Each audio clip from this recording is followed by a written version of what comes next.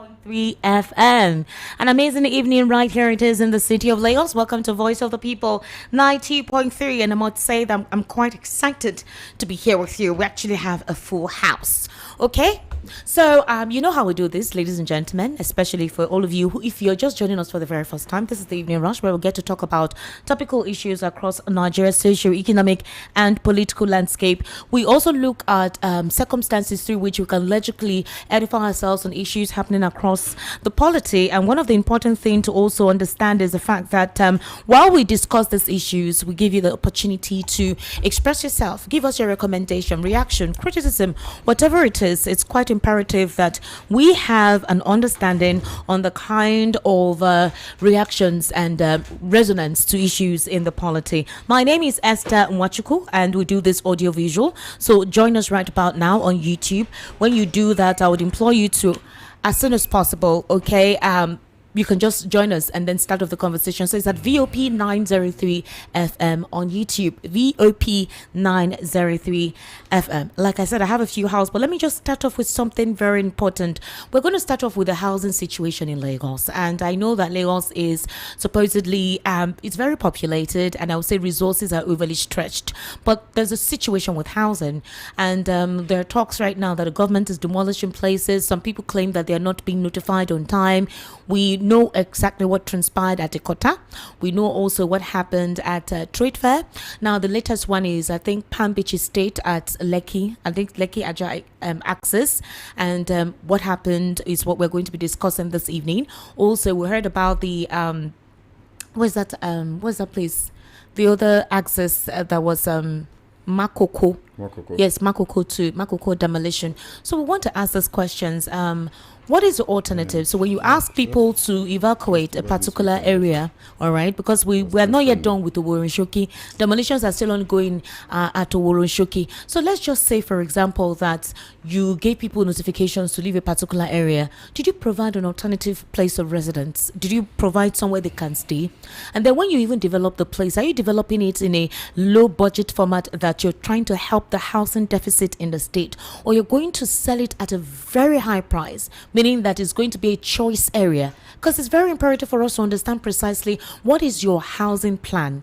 Okay, what's the plan in terms of housing in the state? Because if you talk now, some people say, oh, what's your business with Lagos State? Go to your own state. Don't they demolish your own state and all that? But we're trying to critically look at this. We have persons who are from this state who have been rendered homeless due to some of these circumstances by the state government. So if, for example, you're a developer or you are a resident, somebody who just had money and decided to get into the property business, and you got your CFO, everything is legalized from the state government and all, and then you present your documentation, they tell you that, oh no, what you have is fake, or what you have is not it, and they go ahead and demolish your property after you spent billions of naira on erecting that property. So what's the process like? Who are the people that are authentically supposed to give you an original CFO? How do they go about the surveying? Because it's worrisome that somebody will come in, have a company, start off an estate, and then you start demolishing houses inside that estate. What exactly, who was the person that allowed them to start it in the first place? Do you know what an estate is? Like several houses. So there are developers that develop and then they rent it out or they sell it out. So before they did that, they obviously got planning, got permission from the government, got whatever documentation they wanted to get. So how come all the observations and whatever that was meant to be made was not made at the initial stance until the estate was developed completely, and now you're demolishing? Who was there? Who approved it? Who approved that estate? That's one. Too. The situation in Makoko, where would you take those residents, those people staying there? Where would you take them to? The Lagos state government said that a lot of persons have made money out of that area. And they will come and say, oh, they're NGOs, they're trying to highlight the plight of the people. But at the same time, you've made money, so the government is trying to do something about it. And now the same persons who made money out of them are now complaining. But the question is, where did you take those people? Where did you relocate them to? What was your alternative housing plan for them? We're going to look into that in the course of the conversation, because one of us here is into real estate. He's going to tell us precisely how they go about it and what could make the government wake up one day to start saying they want to demolish. You're going to make a lot of persons get disinterested in getting into the property business. And there are already warnings now, oh, don't build in Lagos, don't whatever. If you do not communicate properly, there'll be a false information about what exercise is being carried out in the states. There needs to be a communication about it. Meanwhile, a retired Major General of the Nigerian Army, Danjuma Hamisu Ali Kefi, has called for a comprehensive investigation into the release of 48 terrorism financing suspects, including an individual identified by foreign intelligence agencies as a top Boko Haram leader who were previously detained by the military. Ali Kefi, who was appointed in October 2020 by former President Muhammadu Buhari to lead the covert Operation Service-wide, said the circumstances surrounding the release raised serious national security concerns. He was tasked with investigating terrorism financiers and collaborators and comprised personnel from the military, intelligence and security agencies, as well as legal officers from the Office of the Attorney General of the Federation. So, during an interview lately, Ali Kefi disclosed that the task force collaborated with about 33 countries, including the US, United Kingdom and European Union, under the cover of the Nigerian Financial Intelligence Unit. So obviously the US knew about Nigeria's insecurity situation ever since Buhari's administration. So why is the government making it seem as if somebody woke up somewhere and provided an information for the US to come do what they did on December 25 when this thing has been in their coffers all this while? Okay, so the retired general said Operation Service-wide arrested 48 individuals. They were identified as terrorism financiers, including a principal leader of the Boko Haram group by Western and Middle Eastern intelligence agencies. They were freed. He alleged that the NFIU traced large sums of counter-terrorism funds diverted through some of the arrested suspects who operated bureau de change firms as fronts. He questioned the release of Hima Abubakar, whose $600 million account was allegedly traced by the NFIU to an offshore account. Where are the 48 terrorism financiers? Where did they go? Who released them? We're going to respond to that. Meanwhile, 5 soldiers unfortunately died today as suicide bomber hits military convoy in Borno State. They killed 5 soldiers and injured an unspecified number of troops. The security sources confirmed to Daily Trust that 2 senior officers, a major and a lieutenant, were among those affected in the attack. It occurred on Tuesday as troops returned from a successful clearance operation. One of the soldiers said the assault caused extensive damage to military hardware deployed for ongoing operations in the area. Bodies of the slain soldiers have been flown to Maiduguri, while injured personnel were evacuated for medical treatment. Now, still on the situation in the country, you know that Malami is ongoing. He's going through the trial process. He's already in DSS custody. Well, he's saying that the trial lacks evidence and that basically when he was responding to arms found in his house, so he says there's no truth to that. He dismissed the claims by the EFCC that arms and weapons were discovered at his Kebbi residence. And this was a statement that was signed by his media assistant, Mohammed Bello Duka. He accused the EFCC of carrying out a media trial against him. The former minister who alleged a political undertone in his trial accused the anti-graft agency of violating his right to presumed innocence. He denied the reports that large sums of money or arms and ammunition were found in his residence in Barinin Kebbi State, and that the EFCC's claims were false and unsupported by any evidence. Obviously, a lot of persons who are supporting Malami are saying that it's a media trial or that the current administration is trying to financially cripple the opposition. But prove yourself in court if indeed you're innocent. I think these are the things I even asking the administration to do, to really investigate all of these individuals and not just be selective about it. Meanwhile, the APC has said that the dropping of Kashim Shettima as VP for 2027, there's no sentiment attached to it. It's a political calculation, obviously. So nobody should attach sentiments to it. It's politics. According to him, he said that this is Abayomi Nurain Mumuni. He cautioned against calls to replace Vice President Kashim Shettima ahead of the 2027 elections, warning that such a move could weaken President Tinubu's chances of securing a second term. Mumuni said political calculations rather than sentiment should guide any decision on the party's presidential ticket. Obviously, he served on the intelligence and security team of Tinubu Shettima Presidential Campaign Council during the 2023 election and described suggestions to replace the vice president on religious grounds as politically risky risky. He argued that debates about introducing a Christian vice presidential candidate to address concerns over religious balance may not align with current political realities. What exactly is the current political realities? So you want to flout another Muslim ticket? Oh well, some persons have said when it comes to politics, what will make the party vibrant is what the party should go for. So anybody saying that the APC wants to field a different candidate should not be sentimental about it, but they should understand the political calculation ahead of 2027. Now, you know today that the Nenadu Usman committee of the Labour Party has been authenticated by the court, or reaffirmed the Supreme Court ruling that Julius Abure is no longer the chairman of the Labour Party, and Nenadu Usman, that was a substantive committee to be in charge or at least fill up the role of leadership, is authenticated to do so.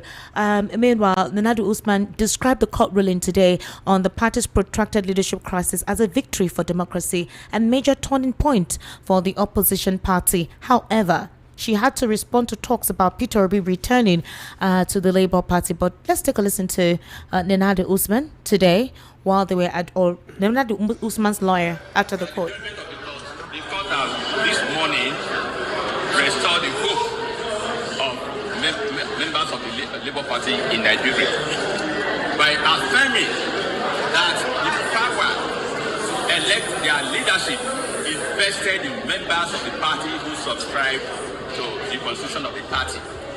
The court upheld the decision of the Supreme Court that power resides in the Labour Party, and that following the expiration of the tenure of Barrister Julius Abule in June 2024, the appointment, without conducting a proper convention to take over, to elect executive members that will take over from him, it was only fair and reasonable for the party to come together and appoint a national caretaker committee like they have done, and with the leadership vested in Distinguished Senator Dr. Nenadu Usman. Now, the court described that intervention as a child of necessity, it was of utmost necessity that the party cannot be left without a leadership. Julius Abule's tenure having validly come to an end, and INEC, the umpire that superintends political parties, actually held and observed that the purported gathering at Nnewi was not a party convention, because the conditions precedent were never met. No world local government state congresses or state or zonal congresses were actually held or conducted to elect members who were to vote at the Nnewi convention. So it was, as far as INEC is concerned, it was never a convention, and INEC refused to recognize the outcome of the Nnewi convention. Sequent to that, it now became necessary for the Labour Party to look inward, having been left without a valid chairman, the tenure of Abure having come to an end by a function of time.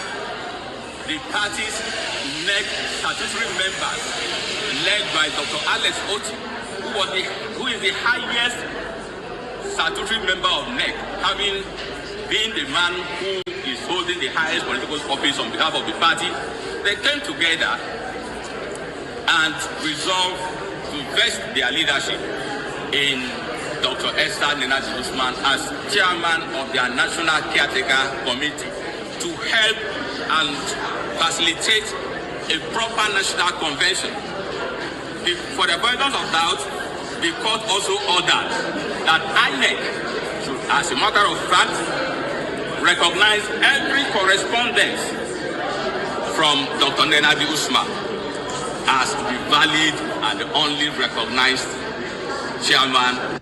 All right, you heard that. This was after the court judgment today, and that was the legal representative of the Nenadu Usman committee. However, speaking on Peter Obi leaving to join the ADC, Nenadu Usman said that Peter Obi and others who moved have their blessings, actually, and that they understand while some of them left, that it's been over a year of moving from one court to another to resolve these issues. She maintained that the Labour Party is not built around any single individual, and that they would continue to reorganize reorganize itself into a formidable political force. However, a couple of Nigerians feel that, okay, if the Labour Party seems to be good, why can't Peter Obi come back, join the Labour Party, and let them start kicking off from there? Is that how it works? Our analysts will be responding to us today.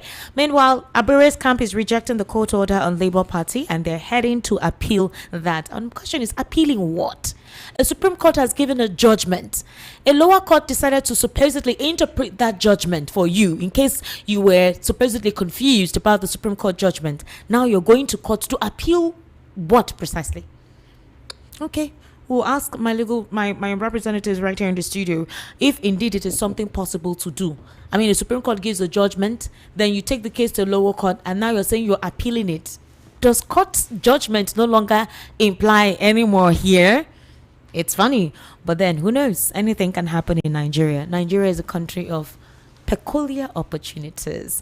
All right, let me introduce my analysts this evening. I have Mr. Elvis Elimehele right here in the studio. Mr. Elvis, good evening. Thank you for joining us. Good evening, us. Esther, and good evening to our esteemed listeners. Yes, Mr. Shegun Shukpiton, good evening. How are you? Good evening, Esther. You're looking good. Thank you. And Mr. Lawal Ekundayo. You look very clean, Mr. Lawal. Well good done. Evening. Good evening. Welcome. As gentle as I am. I have missed you. You're not gentle. Me and you know that one. Now camouflage. Gentility. My esteemed listener will know that. You carry gentle. Fire for head. Welcome, all right, so good evening. Mr. Elvis, let's start off with the housing and situation in Lagos. It's understandable that with the number of residents in Lagos, the facilities and utilities are already stretched thin. Housing is a priority here. Anyone who comes to Lagos, the first thing they want to get is a good accommodation close to where they work. But the big question is, since last year, we've seen demolitions take place. The state government has said they are reorganizing because as an urban state, they want to reorganize the state. But at the detriment of who? And nobody is really communicating as to why we're seeing all of these demolitions. You're not communicating. And a couple of people are seeing it as, at this time when things are hard, you're infringing more pains on the people. So persons going into property development and real estate or whatever, now you're demolishing an entire estate, some houses in that estate. Where were you when these houses were built? Who gave permission for these houses to be erected? I don't know if you understand what I am saying. So the situation at Makoko, where would they take the residents to? Is there an alternative for them? Let's say agree that place needs to be reorganized, but are you doing it for those people? Are you going to give them that accommodation when you're done with it? Or it's going to be a choice area like the plan ahead of Owolonshuki, where people were displaced, hurt, some persons died. You don't care. You just want to carry out what you want to carry out. So the complaints that there's no human face to all of this. Some markets, some axes were demolished. They say they crossed the blue zone or something like that. Can you explain to me how this works?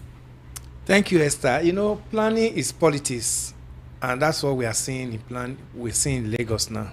With housing, planning is politics. Yeah, a lot of politics in planning. The ministry that is entrenched with all this is the Ministry of Fiscal Planning and Urban Development. Okay. So if you are an intending owner of a building or you are a developer, estate developer, where you are supposed to get information about whatever you want to do is that ministry. They are the one that have the master plan of Lagos. And that master plan spelled out all the zones. When we say zoning in Lagos, in planning, we are talking about whether it's educational, call it institutional, call it recreation, or you call it residential. So the map, the master plan spelled out all these locations as in Lagos, as far as a town or a city or a country is concerned. Then when you get there, what you are supposed to do is, I have an interest in so place that I want to get a plot of land or I want to build an estate. Can you confirm from me if this is an acquired area by government or is free? Then they'll be able to tell you, okay, according to the master plan, this place is free for development and it's strictly for residential, or this place is for commercial. Even if you are buying a plot of land or whatever you are doing there, it must have to go with the trend. That is, every building that is in this area has to put for commercial purpose. Oh, this place is for institutional or educational area or recreation. So whatever you are doing here has to confirm. Unfortunately, What we have in Lagos is that ab initio Lagos was not planned. Really? Yes. Never had that plan. The only city that is planned in Nigeria is Abuja from the onset. So get that behind you. Whatever you are seeing around now is what we call urban renewal. Just because it's already in existence and you want to upgrade the livelihood of people that are living in that city, you come up with what we call urban renewal. And when you are talking of urban renewal, things of this nature, there is not going to be displacement, there is going to be demolition, and just to realign things. But the issue here is, what I don't understand with Lagos is when a whole estate is not being demolished. This area we are talking about in Lagos, at least these are newly developed part of Lagos. This is not an area that have been in existence right from the time Lagos State kicked off. As development start people start moving in and development start shifting, we start having these areas. These areas are part of the area they call New Town Development in Lagos. There is even a department under urban regional planning, Ministry of Fiscal Planning, that they call New Town Development. This New Town Development takes charge of all these areas that are coming up, especially these Lekki Ajah houses, where they say, okay, these are for residential areas. I don't know what would have happened at a situation where an estate, already developed estate, where people are already living, then bulldozer is now being rolled in. What is the offense? What planning law did he contravene?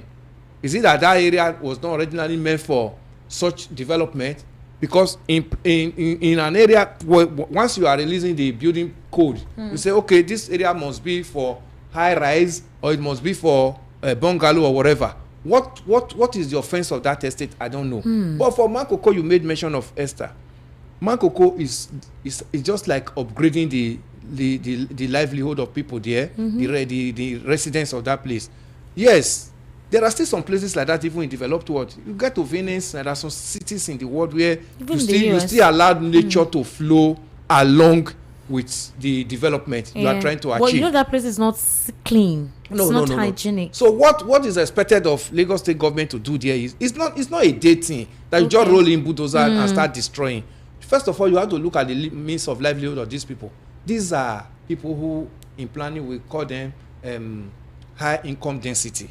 That's low income earners. Okay. Call them low income earners. That people that inhabit such areas. So what you do is set out part of that place, build it for them. High rise. It could be high rise. This place that you are talking about now will be acquired by government. Put all the necessary facilities, good road network, telecommunication, electricity. Then that place will be fully planned. Then as soon as you finish that, because you have actually now noticed that these people are low income earners, it's not going to be like you are giving them a duplex. You are going to give them like self-contained, the one we call self-contained, just and it's subsidized rates. This one is going to be done by government at fully because these people here must live within their heritage. True. And they must live within their business line. They are fishermen. They must live within that confinement where they can still have access to their business, because you don't just relocate people and make them become jobless. So you have to design that place, put all the necessary facilities down, schools, hospitals, good road network, electricity, functional living, because physical planning is all about functional living, aesthetic, and giving good condition to people that inhabit that city. Then you now come the other part of the town, the other part of that place that you have now acquired for a bigger functional development, bigger development, will now be like the people who are living in this area, that the original inhabitant of this area that you have took this place from, will be people that will be servicing those big men that are in that area, because those big men will still need artisans. They will still need people that are that will still do some of these menial jobs, cleaning the and all that, maintain the gardens, if there will be anyone when they are living, they are also living in an area within the confine of those big men. So they don't need to pay much transport, because these are low income people. Their means of livelihood also has to tally with where they work. They don't need to pay so much transport before they get to work. But when they also leave that environment and go back to where they live, it's still within the same neighborhood. But just that the big men houses could be block of flats or duplexes or terrace houses. Elvis, the pattern in Lagos is you're telling us how it is meant to be done. How it's supposed to be. But here there's no human face attached. That's where they would tell you that, oh, we notified you guys, you thought we were joking. Sometimes they may not come immediately, you're notified. It may even take years but the thing is, there's no human face when this thing happens. That's where the people come in, Esther. You don't allow government to roll in tractors, bulldozers to make people homeless because that's where government people come in what, yes in co- what people way? come in as in letting the government know their responsibility towards the Sir, people. Protest. what do you anytime you speak like this, Yes. it makes me laugh. No. You saw what happened at Oworoshoki. We saw what. Yes. You saw it. Yeah. That those who wanted to protest, they were tear gassed. There is. In fact, the first time was because they were taking unawares. They told them, okay, they will listen to them, let them leave. Immediately they did. The second time, when they came to demolish, they knew they left policemen and soldiers on that bridge to ensure that those people do not protest. Those people went to Alausa to protest. I heard some of them said they were going to attend to them, but they've given them money. They didn't even answer them in any way. And you could see that the Commissioner of Police in Lagos State said anybody who tries to want to come and cause chaos in Lagos, they will not tolerate it. So you saw the way it was handled. It was very obvious that somehow they had the FG powers to do what they did. So this is what the situation.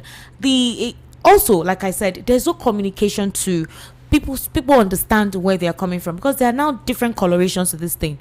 Oh, it's because of certain things that happened in 2023. They are attaching political sentiments to it. People are attaching all forms of whatever that you can imagine, and they are now advising people not to invest in Lagos, go to other states, and all of that stuff. So where is the government erring, and where are these developers erring? Because I heard that the developers too sometimes are the cause of this. The government is erring in the line that most of these developments that are being demolished now were approved by their officials, and those officials gave permits to people to build.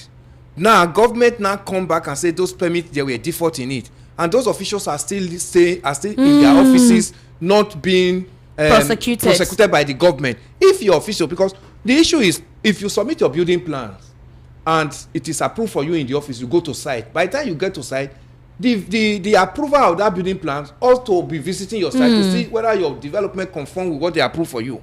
Then all this period, they visited the site. Then development is concluded. Then the next thing, government is saying you contravene the fiscal planning law. The same people who gave you the approval. Then at the end of the day, it's only the developer that suffers the consequences. Then the people who approved it are there in the office, still waiting to do more. Then it doesn't work that way. The government is only punishing one part and leaving the other part to say, no, you did not commit any offense. The first person that is supposed to be culpable in this is even the people that approved that plans for you to say go to site and start developing, when they know that approval has some contravention that the government will fought with time. So if you are a director in such office, or whoever official that where that plan approval was given out, and at the end of the day government now rolling bulldozers, so we are pulling it down, the first person that is culpable is those people in the office that approve such plan. Mr. Segun Shokbuton, Yeah. what's your take on this? It's I think it's one has to look at the evidence available in the public space, and this is actually not a new development. It's been ongoing for a while. Okay. If you recall, as at August last year, a list was released by the Lagos State government saying that these estates are in contravention, of the 100-something estates. 176. And I've checked, and this estate is on that list. This palm beach is on that list. Absolutely. Wow. So, Nigerians need to learn to do things right and do things properly. Much as I agree with my brother's analysis, the government has its own part, its own failing.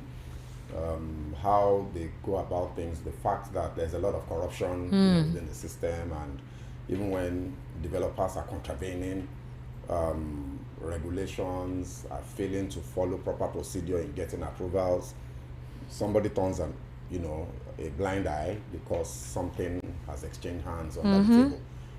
However, Nigerians must learn to do things well, because at the end of the day, look, if you skip process, if you take shortcuts, if you bribe somebody, the law will still take its course. If it is found that you did not meet the standards and requirements of the approval you purport to have obtained, the approval can either be withdrawn. The person that gave you can withdraw it. Even if they don't even sanction their own officers or whatever, they can withdraw it, and that's about that. So, finding that notices were given, number one, and that this estate was on that notice, number two, that fresh warnings were issued in December. To say too much about Mr. Shegun, about what government my question has is, before those estates were set up, didn't they know that there were issues about either the acquisition, the positioning, the build? I don't know if you understand what I'm saying. What we're saying. They allow you to build and you complete the building, then you now say, oh, did it meet up to standard regulations? You now demolish. Look, understand how it this feels thing works. personal. Look, understand how things work. If you need an approval today to build, you will go to the Ministry of Urban and Physical Development in Lagos State. Okay. You collect forms, you pay whatever fees, you submit your survey, you submit your architectural drawings, okay, and all of that. Somebody, an officer, a desk officer is supposed to review those documents and confirm that you have complied with all of the building regulations of Lagos State, including things like setback, not being aligned with canals. They will check. They are supposed is the key word though. They're supposed to check all of those things, and having found that you have complied, your diagrams are in alignment, the height of the building, there are some areas where, for example, you cannot go above a certain number of stories, just giving examples of the kind of things that the physical planning person is supposed to look at. Now, having found that you have met all those regulations, they should approve your diagram. If you go and grease the hands of that desk officer and you get an approval, despite the fact that you did not comply. So, for example, setback is the easiest one to use. If you look at the Okwebi Allen, the bridge that is connecting Okwebi to Ojota, go and check that place, you see demolitions. The demolitions in some of the buildings has taken a part of the building. Some buildings have gone entirely. Some buildings is only a part of their car park. Some buildings is just their fence. Why? Because some people observed the government allotted setback. So when it was time to expand, the expansion barely affected their fence. Some people did not. They have approval though. They have approval. If you go to any one of those people, they will show you documents that shows that they approve, but they did not follow the requirements. So when the demolisher is coming, is he going to say, oh, you have an approval, I'm not going to demolish? So is it the fault of the government or the developers? It's everybody. We have a corrupt system where both the citizens and the government officials are culpable. The giver of a bribe and the receiver of a bribe are guilty under the law. So what I'm saying is that this estate, it appears as though, now if you follow the narrative, I did a lot of review online to see what the stories are, and you find that it's not every building in that estate that was demolished. No, it's not every building. So some buildings were demolished. Yes, some of the buildings that were demolished, some of them, for example, are sinking. The accusation is that the place was landfilled. Okay, sandfield. And the sandfield, and contrary to standard construction practices, the sand was not allowed to settle. And then they before built on it. construction was now done, because whatever the reason might be, I don't care. So now, if you look at some of those buildings, they are tilting.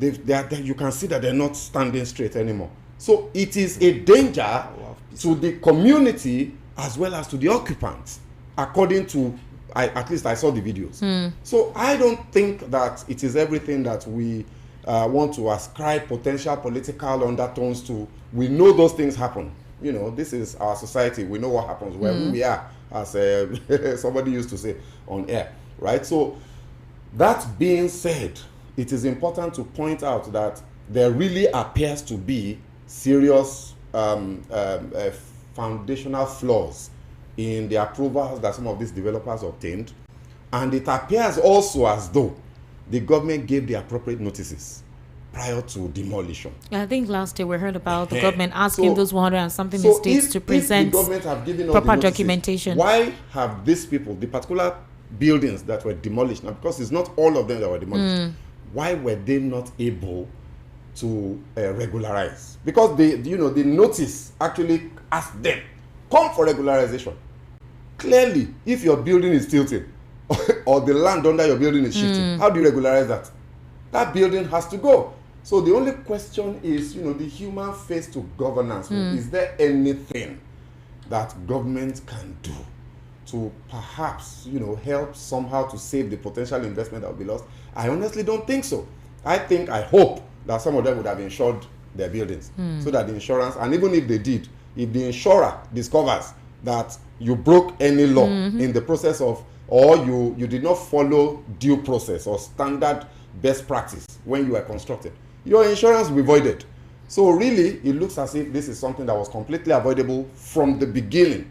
But having arrived at where it is, it appears as though it's just a fait accompli, and the thing will just play itself out. Well, some people would tell you that when the out. government wants to do what they want to do, they bring in technicalities to defend their actions. Meanwhile, those that would tell you that that's not what it is. But the tilting building is a physical thing. At least I saw that with my eyes.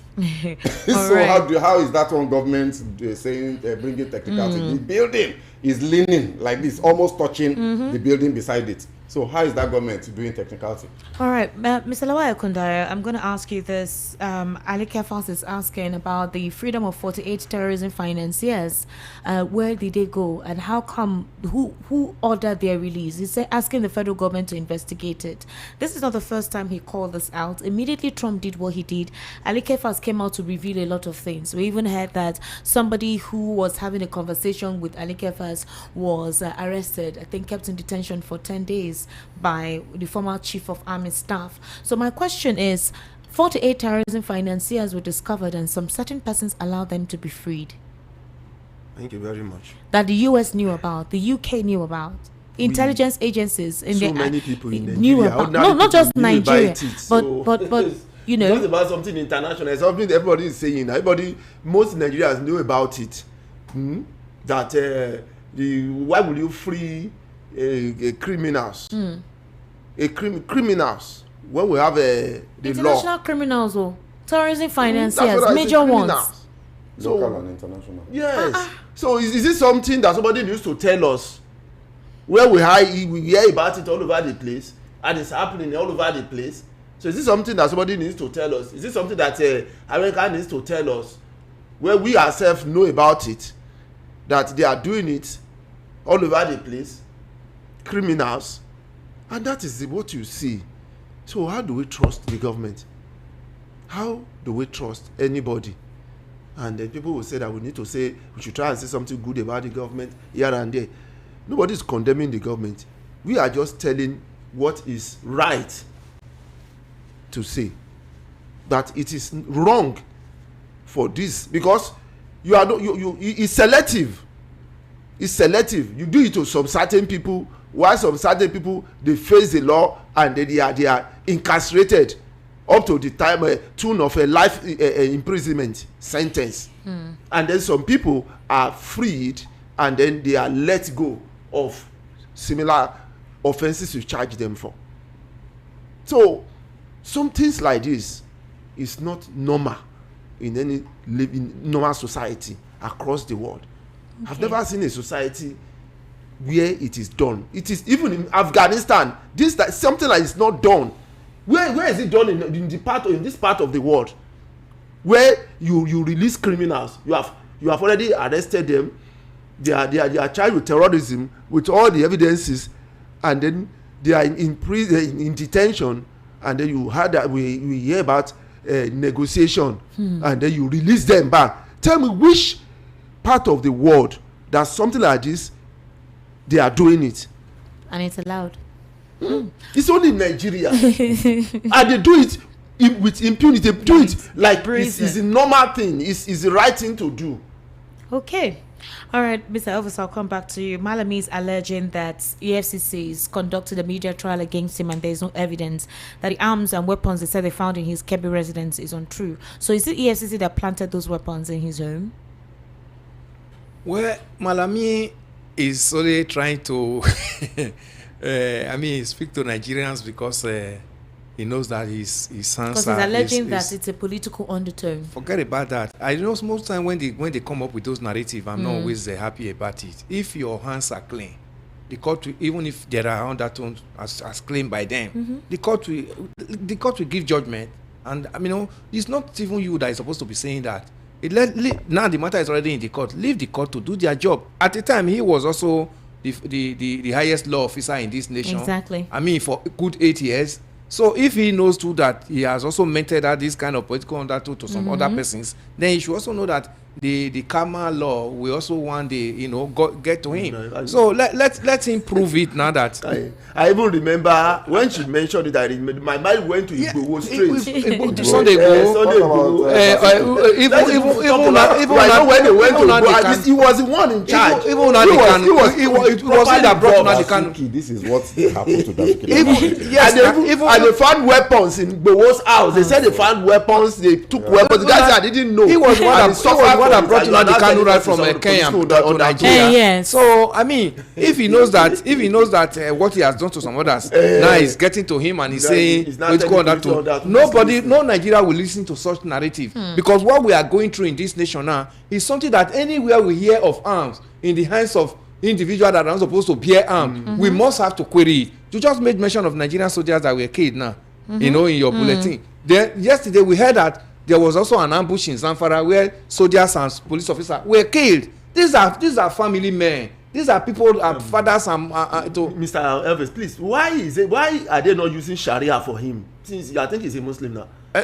Probably. But it's true now, Mr. Elvis. It's true. He's supposed to be Sharia now. panel. Sharia. Because that's not the normal law. That's what they impose in their region. We should ask the federal government about that. Because is there a reason why they are exempting from facing Sharia now? Because if we on daily basis we start hearing of this killing, and some other persons are keeping arms, supporting the terrorists that are killing Nigerian soldiers, killing Nigerians, holding Nigerians into the bush on daily basis, then the law must take its course. That political undertone, we don't want to hear it, because he's not the only politician in this nation. If any politician contravenes the law of this land, let him be tried appropriately. We still have a functioning law in this nation. The thing about him is that exactly what they are doing to him, he did it to somebody else. To so many Nigerians. So many Nigerians. Everything from A to Z is when exactly he was the what chief he law officer. Yes, and he supported it totally. So why is it not at that time, if somebody cries out and say, it's political undertone, how is he going to answer them? He against it now. I do how is he remember going to answer them? Before they chased him down to the Republic and arrested and got him arrested. We are not ready to hear such narratives now. We are letting face the law and the consequences that follows it. Mr. Shegun Shukuto, let me come to you. Julius Abure has said he's going to appeal the judgment of the Federal High Court that has authenticated Nadu Usman. And it's funny because the court was meant to supposedly interpret the judgment of the Supreme Court. Maybe they did not understand the Supreme Court judgment. But Nigerians have said, how come this judgment is coming now after Peter Obi had left? They deliberately allowed it to stretch. The Supreme Court eventually gave its judgment after a very long time. INEC took their time in deciding what the interpretation of that judgment was. Eventually, after Peter Obi, they saw that he was about to leave. We heard last year that INEC has, delisted Julius Abure, like they no longer recognize him as the chairman. And now we're hearing what the court is saying. So how come Julius Abure is going to the Court of Appeal to appeal the judgment of the High Court? Okay, so very quickly, let me just chime in on that last matter about Salah. It's now happening to him. He is now shalayeing to Nigerians and looking for our sympathy. Sorry, sir. Go and face your charges. What's the Robodion? What's the Robodion? Please explain. What's Robodion? What's the controversy? Crisis. Controversy and crisis. Tinubu is Robodion. So it's serious Robodion. So just to quickly chime in there, that if you are a person holding political office today, whether you are a minister, commissioner, MD of one parastatal or the other, look, you can never be there forever. Abio, parish transient. It's coming next. Karma is a very wicked and it can be sweet too. It can be sweet. It serves revenge sometimes. Very ice cold. So let him go and face his charges. Thank you very much. This is where I see all Nigerians. I want Sharia. No, wait, Mr. My headache is why they don't use Sharia for him now. Let's see how that Sharia will operate from that side. No. Sharia is a different I said even opposition, they are congratulating Tinubu for this particular one. I'm like, really? Because if you witch hunt somebody today, somebody can witch hunt you tomorrow. And that's what, this thing is correct. There is a political undertone to it. There is. Who cares? But who cares? He should go and clear his name. I've already done it to somebody, so go and face it squarely. So back to the question you asked me. Sorry for jumping my lane. So what has happened is that the caretaker committee of Nadu Usman has approached the court to say, look, there appears to be some sort of lack of clarity with regards to this judgment. interpret. We are, in our understanding, the people that are recognized as the leadership of this party. And the court has now referenced the Supreme Court ruling and said, you know, it has given clarity and what's the word now? It's spoken decisively about it. You see, that Supreme Court judgment was one of those funny cases where everybody they spoke, they did double speak. And so it was confusing. Not make categorical statements. They said everybody should go back and obey the constitution of the party, and the party internal process should be followed, you know. Well, so of course Abure's team came out and said yes, this is the Supreme Court is saying we're the ones in power, and Usman's faction said we're the ones in power. INEC was dilly-dallying and decided that they were not going to recognize either. So they've done the right thing, gone back to court to, you know, so it was very smart. What they did was they just went back to court to try and affirm their leadership. So what that court now did is to reference that Supreme Court ruling and interpret it further to mean that Nenadi Usman's caretaker committee is the de facto leadership of Labour Party as recognized by the law today, based on that Supreme Court ruling and how it is meant to be interpreted. So the question now is, what is Abure going to appeal? Look, he is appealing. This country is just to buy time. We discussed this on another platform today, this afternoon, and I was saying, as at that time this news hadn't come out, and I was saying that he's going to appeal because this is Nigeria. This thing, as crazy as it sounds, will get back to the Supreme Court, the same Supreme Court. So they will still go back to the Supreme Court. It is going to get back to the Supreme Court because this would Abure delay. has appealed the High Court judgment. Appeal Court is going to rule, and whoever wins that one will go back to the Supreme Court to get the Supreme Court to interpret the interpretation of his own ruling by a lower court. Wahala. Can you see the comedy that they have turned? Because for me, the reason this has happened, yes, our judicial system is just a joke.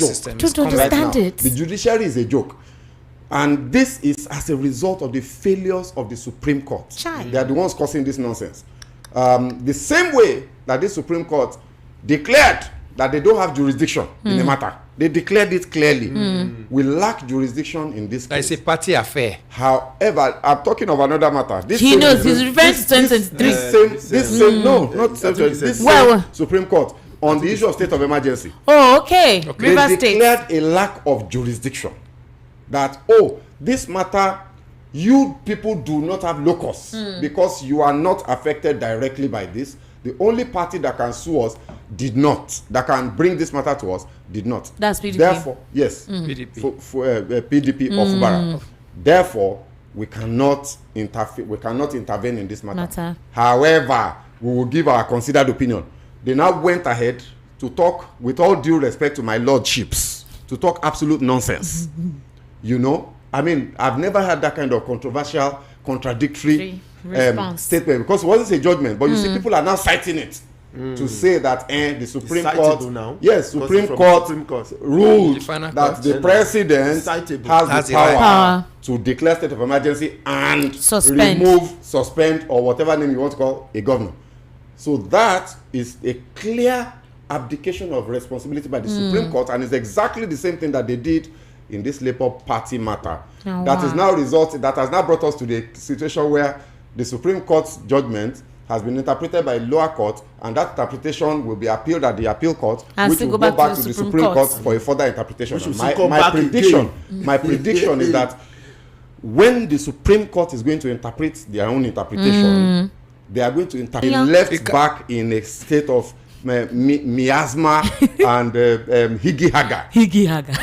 According to Comrade Tony One thing that I believe that what I heard, I don't know, is that when the Supreme Court made a judgment, lower court cannot speak on it. You did not hear what he said? That Nigeria is a peculiar country. They only went for interpretation. So why would the lower court make an interpretation of the Supreme Court? The Supreme Court wasn't clear enough. Because they failed to do their job. That judgment was laced with ambiguity. Somebody is pressing this button that, okay, do it this way. I think the reason because somebody is pressing the button at the back. Look, okay, do it this way. No, And that's why they are doing it. Let's take a very short break, because that's where I'm heading with this conversation. We'll be right back. All right, you're currently listening to the Evening Rush right here on Voice of the People 90.3 FM.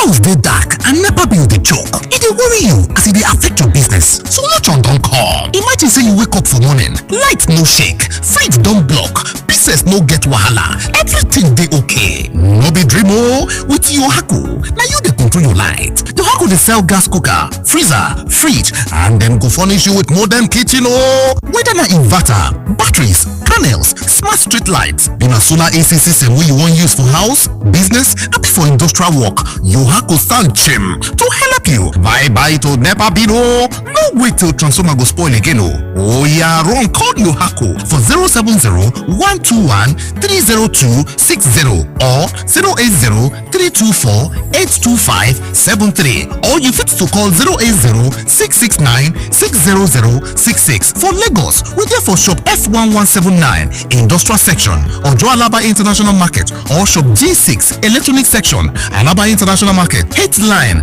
Ute Obochi Plaza, Abuja office na Corporate 13, Dubai International Market, back of Games Village, Karu District for Abuja. For Port Harcourt, we dey for number 51, Oporo Road, Eziowa Elite Trade Center for Rivers State. Yohaku website na www.yohakuproducts.com. Online store na www.yohakustore.com. Yohaku, from sun to earth, we dey make your mind dey cool.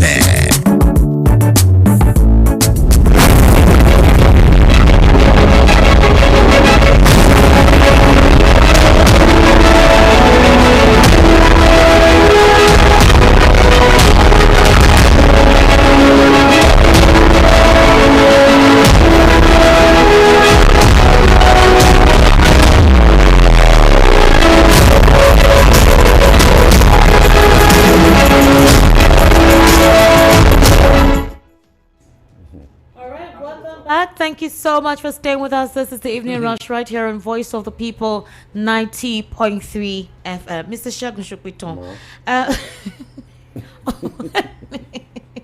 when this whole thing came up, we were like, oh, yes, this is the alternative. Peter Obi will go back to Labour Party, blah, blah, blah, and all of that. I had a conversation with Chairman today on Monday, and I said, is that not going to be political suicide? All right, on his career, for him to consider it as an alternative if he doesn't get the ticket in the ADC.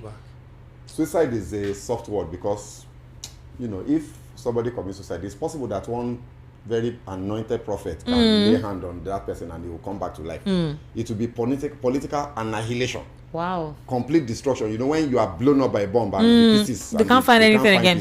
Waiting the worry. Correct. And I say that because there is a lot going on underground, as usual with politicians. And if you look at this Labour Party story, I don't think Peter Obi is that silly. The matter is a developing story. It is. So where is he going back to? To where? The Labour Party is done. They are over. Their own part in this story is over. You see, for me, personally, and I said this on this platform many times, and some of your listeners, they finish me.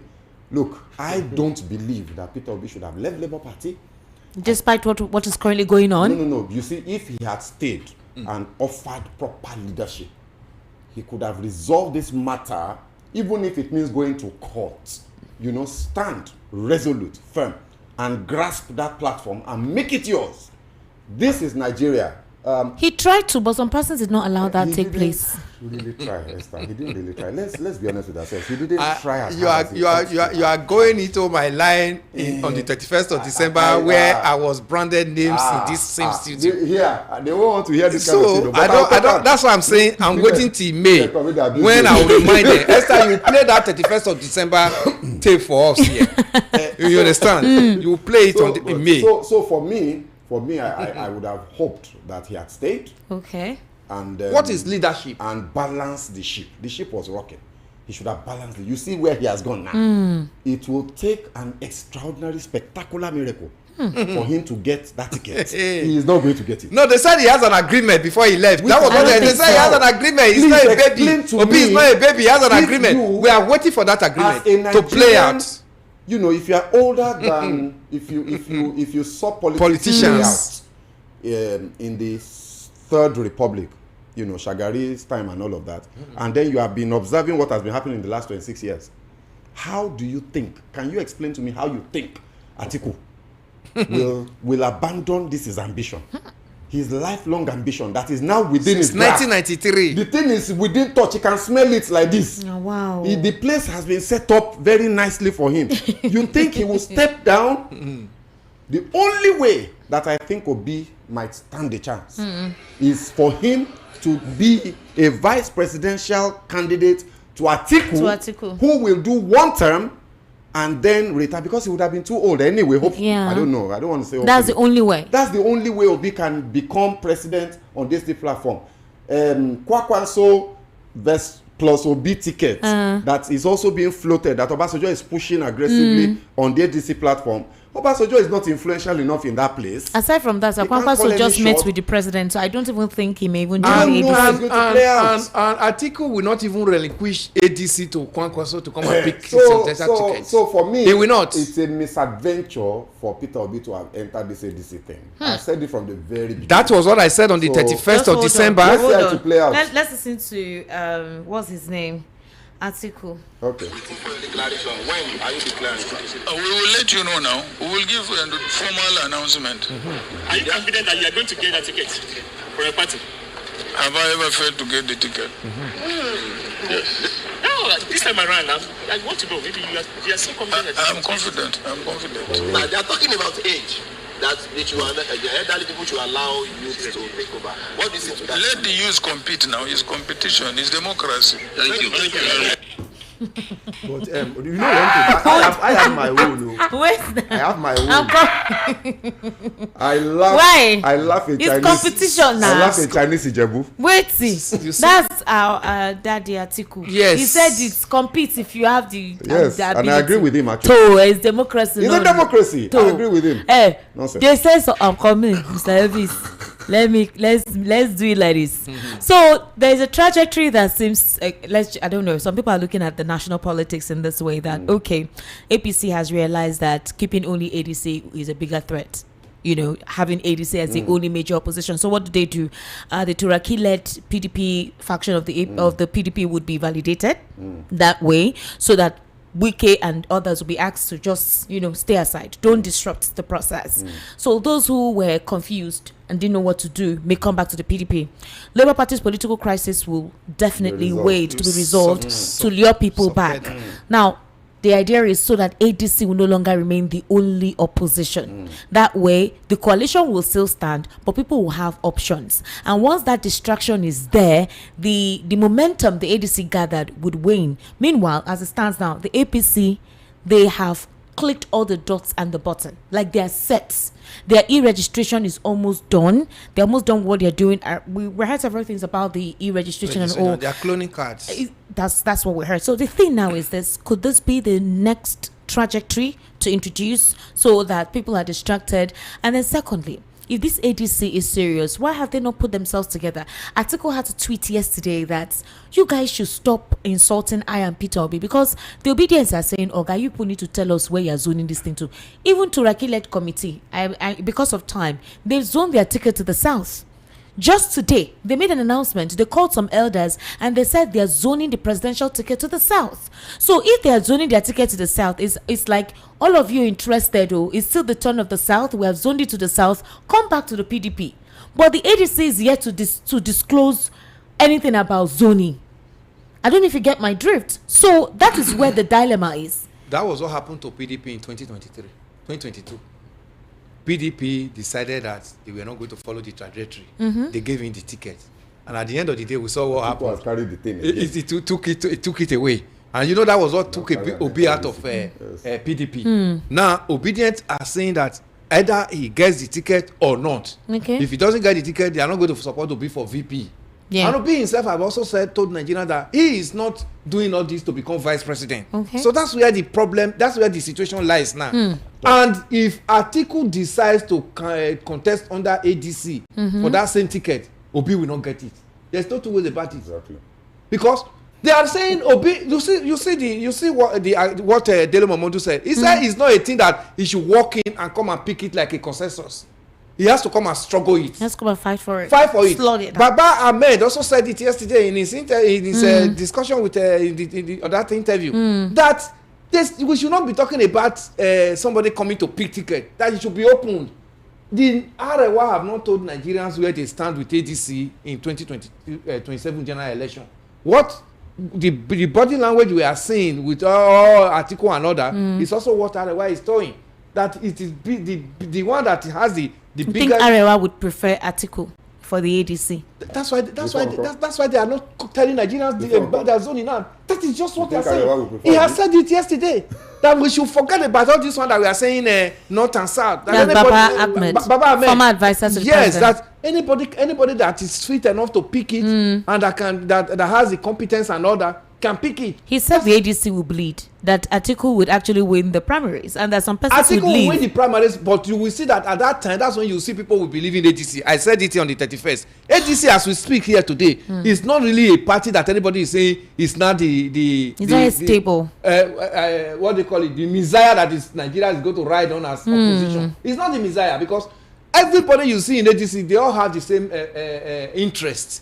The interest is I want to be there, I want to be there, I want to be there. Okay, so if they are not getting exactly what is wrong with interest? You said I don't understand what is wrong with there is nothing wrong with all of them having interest. Why not? Okay. That's why it's democracy. But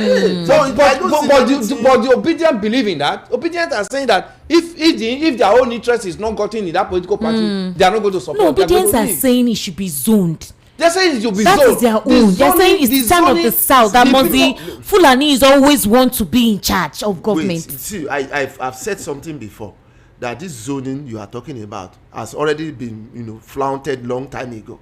So if you are just saying zoning, we are saying zoning based on the fact that we believe somebody is better than others. It's not because Mr. Lawal, not that somebody is better. There is an arrangement or an agreement equity for balance. It's just for equity's sake. It's not because of somebody is better, isn't it? Okay. Yaradua, how many years? Yaradua, we need to now. Obi, I'm sorry. After Yaradua, it was who? Jonathan. 6 years. 5 years. 5 years. Both of them were from the south. Have you forgotten? Who was from the south? Obasanjo and Jonathan. Okay. Supposed to be Yaradua 8 years. Okay. But he couldn't finish Yaradua and they allowed Jonathan to continue. They could have insisted that no, it's our time. No, Jonathan should not contest. We want our own time. But they left it for Jonathan and he got spend his time. Okay. So then after that, Buhari. So if that arrangement affected, after that Buhari, yes, or then later trying to calculate Yemi Osinbajo, who is from the south as well as VP. Yemi is a vice. Now I'm talking about the president. Then after that you have another 4 years from the south. That's President Bola Tinubu. Yes. Now you are now saying you are Obasanjo 8 years. That zoning has already affected a long time ago. Mr. Lawal, let's do calculation. I thought you were calculating it. You're not calculating. You're just mentioning. Let's calculate it. Oh yeah, calculate. No, you mentioned it. I've mentioned like 8 years for Obasanjo. Yes. 5 years for. 6 years. It's 5 years. 5 years for Jonathan. Making 13. Okay, so what's his name? Buhari. Which Buhari? Buhari is northern. The south now. The south. The south. That's what she then another 4 years now. For Oga Tinubu. Yes. 17. That's 17. Okay. Cool. North, how many? Out of 26 now. 8 years. 17, 26 plus 2 years plus. That is 10. So 10 to 17. But what's your point? That's what I'm trying to ask. My point is that this zoning you are talking as if is a gentleman. That zoning had an issue some time ago, and some people from another side accepted it based on the fact that situation they believe that it's a dicey situation. If this situation is a dicey situation that needs saving at this moment. Of course, that gentleman agreement maybe forgo for some time based on the fact that the situation now is not normal. The issue is this, and I think that Atiku Abubakar, if of course he believes he can do the job. Yeah, that's why he's running, and maybe he's right. Honestly, maybe he's right, but his supporters and himself need to understand that the only reason that APC won in 2023 is exactly this thing. What is going to play out now? Is exactly what my brother just narrated now. You see this thing that you just said now is the ticket, express ticket for the APC to a second term. 100%. Just take it. That was what I said on the 31st. If you continue this narrative, and Atiku continues to put people out there to push this narrative, because I heard quite a number of speakers speaking as though they're independent, ADC people saying that they now did this calculation. Yes. If you guys continue this calculation, congratulations to President Bola Ahmed Tinubu. And the same APC they are saying based on exactly the same condition of 2023. Because a lot of them are already saying that if they don't zone it, let Tinubu continue. 100%. So the question is, do you really want Tinubu to just go? You don't want him at all? Exactly. We are analyzing. We are not partisan here. We are analyzing. They are saying they want him to go. They are not working towards wanting him to go. No, I'm going to give you full time to talk because you need to explain where you're coming from. Mr. Shegun, your own. I don't want any interruption when you're talking. Mr. Shegun, why I'm asking is that some persons are saying that if the ADC does not do what other parties are doing now, Labour Party will definitely zone to the south.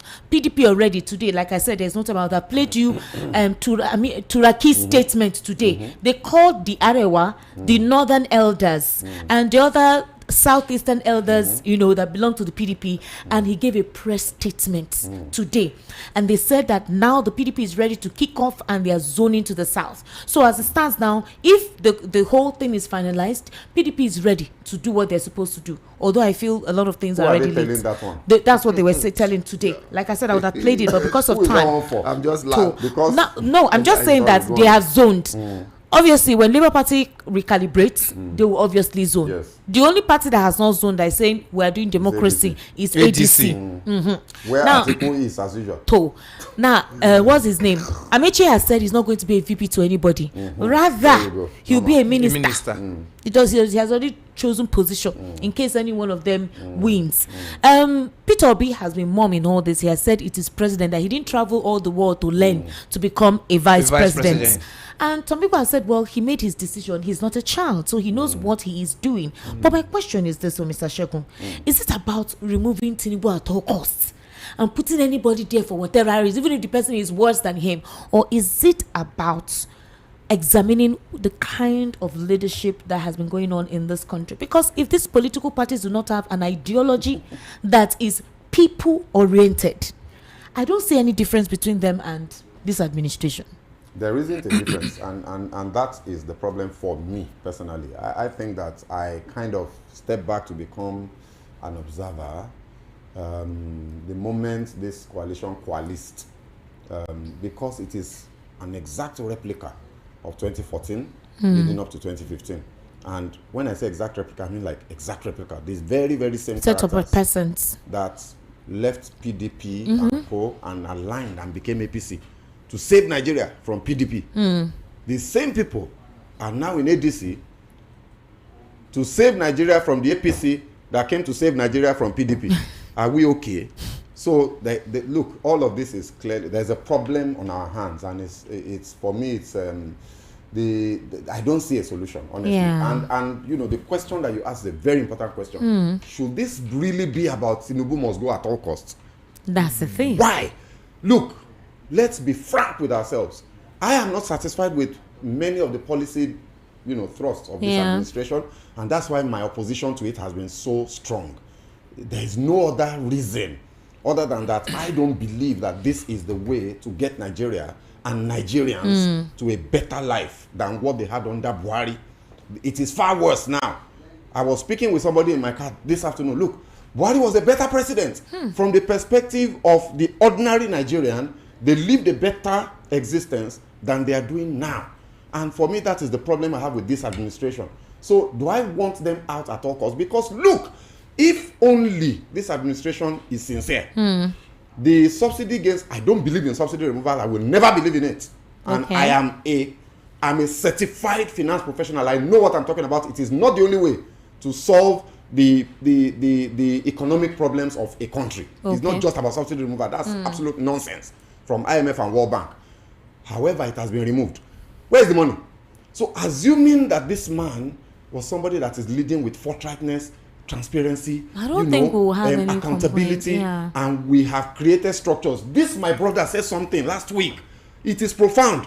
Where is the agency? Where is the accountability structure around the monies that were saved? I asked somebody that question that you asked last week from one of my friends that we have these banters, and he was saying there are no real savings because he just want complete nonsense. Just yaps. He was just talking absolute empower few people, right? If there's an accountability structure, some sort of an agency where the money is going, and we can see the money like this, and we can see what is being used for, and that can translate and trickle down to the people. I won't be opposing like this. So this does not have to be about Tinubu must go. It is about governance for the people and the lives of ordinary, poor, vulnerable Nigerians getting better. So if Atiku is really sincere about the desire to see that happen, see what Atiku is doing now is express tickets to maintain an administration that has shown clearly it does not care for Nigerians. That's mine is not about party alignment. It is that Nigerians are suffering and we need something better. The only way to get that something better is that the forces, not that they are saints, but that the forces that are coalesced to try and supposedly save Nigeria must unite. If they don't unite, they will fail spectacularly. And as long as Atiku continues to trouble the water and unbalance the equation, the equation is a very easy equation. If they resolve this Atiku issue and they present Peter Obi, and I'm not saying this because I like Peter Obi as a person, please let me put this out there. The issue is that he has the force of the people behind him, and when he speaks, he's amongst all the politicians, he's the one that speaks with something that sounds normal. Our political system is abnormal. This guy sounds like at least he's saying the right things, and if you examine his public life from beginning to end, he's the only one that you can't really find anything concrete apart from all this hearsay that the APC people will always throw around. So for me, from a governance point of view, if Atiku is genuine and sincere that he wants to see Nigeria get better, he should quickly use his power, his force, his structure to deliver Nigerians as they claim they want to do, rather than it being about his ambition. You see, for as long as he continues to pursue this his ambition, Tinubu will win. Okay, 100%. Let's look at this, Mr. Shegun, because I want Mr. Lawal to speak. What if Peter Obi decides to become? What if he has not made any statement in reference to that? What if he decides to become the VP to Atiku? Some people right now are buying the idea of lose his people. No, some people are saying, what? Yes, some people are saying, if anything to remove Tinubu, anything in these elections, any way we can do it to remove him. So let Peter Obi vice. Some of his supporters already buying that. If he does that, what will happen is that his people, his own base, that is his strength, will divide. It's betrayal because there are people in his base that will say it is a betrayal of trust, and they are very particular about it. They will just fall away quietly. They will not participate in the process. They will not vote. Because of this, he will lose the numbers. Because of this, give him the power and the energy. A lot of his support base are hesitant in investing money. Do you know that? Of course. Because they don't know where the ADC is going. Exactly. So right now, a lot of persons they're not investing as they would like to invest. Of course. No, and until, I don't know when they want to do their primary or whatever decision they want to make, but I'm saying that the APC has clocked all the dots. When the president said, I am happy to see you in Desare, it's like let the confusion continue to their benefit. Certificate of congratulations and ahead of time. Yes. That's if this selfishness continues, and because that was okay 2023, and if it transcends into this 2027 again, it's a done deal. It's a done deal. Okay, Mr. Lawal, it's your turn. Let's listen. No, officer. Yes. Mr. Lawal, I don't want anybody to disturb you. That's why I said you should. Let's. How many minutes do you want to give me? Sir, at least 3 minutes. Hey. What do I want to say in 3 minutes? You can say a lot in 3 minutes. Talk and stop negotiating. Let me negotiate. No, you had a counter. You had a counter. You had a counter to what they are saying. To get more time, more time. I had to play politics here. Okay, well done. Go ahead, sir. Now, what I am trying to say is that one, we are analyzing. I'm just analyzing based on the fact that I don't want to confuse Nigerians. For Nigerians to have their head and make their decisions. That is it. So, That is one. Second, I have looked at the antecedents of so many people. Like when Buhari was contesting that time, I never believed Buhari was going to perform. Okay. In fact, I told people he will not perform. You know why? Because he's somebody you don't know anything about him. He doesn't come out to talk. He doesn't talk anything. Let's come back to ADC. So that's where I know it will happen like that. And it happened like that it will not do well. Mm-hmm. Because the world has gone past beyond him over 60 years ago. Mm-hmm. Now, and that is what affected his government. Now, I have seen everybody's antecedents. I see the qualities they have. Mm-hmm. And based on the situation that we have now, you see, let me tell you something.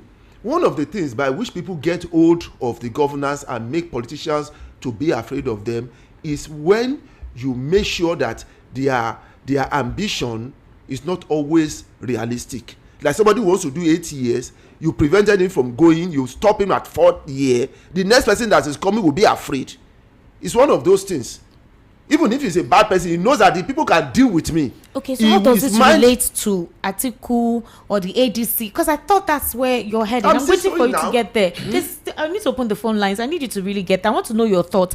They are saying that if the ADC wants to liquidate itself, they should give it the ticket to Atiku. It won't work. And that the same thing that happened in 2023 will also happen in ADC if Atiku doesn't step aside. It's the turn of the South. That is the same personal agenda of Atiku that kept the PDP in ruins, and they has carried the same thing into the ADC. See, I'm expecting you to counter all these things. I'm already doing that, but you give me 3 minutes now. No, sir, you're now listen. Sorry. This what I'm trying to say about ADC is that as of now, all these other parties, whether even the PDP presents a candidate now, I doubt whether it will come more than 1 million votes. As of now, that we are. Labour will never settle. Go and write it down. That Labour, no matter what, it will never settle. So the one that is really viable now is that ADC. Even the PDP remain in Labour, that Labour will never settle until after that this election, this 2027. So there's nothing that is going to happen for him in that area. There's nothing going to happen even if you go to PDP. The only one it can go that it can have a footing is this ADC. Let me ask you a question. What if Atiku decides, all right, to stay back and support, just hold on, and they say stay back and support whoever emerges? What if there are conditions given to the person that emerges? Conditions that may actually be debilitating to the government of that person. Number one, when you're conceding, you're going to say, okay, this is my condition.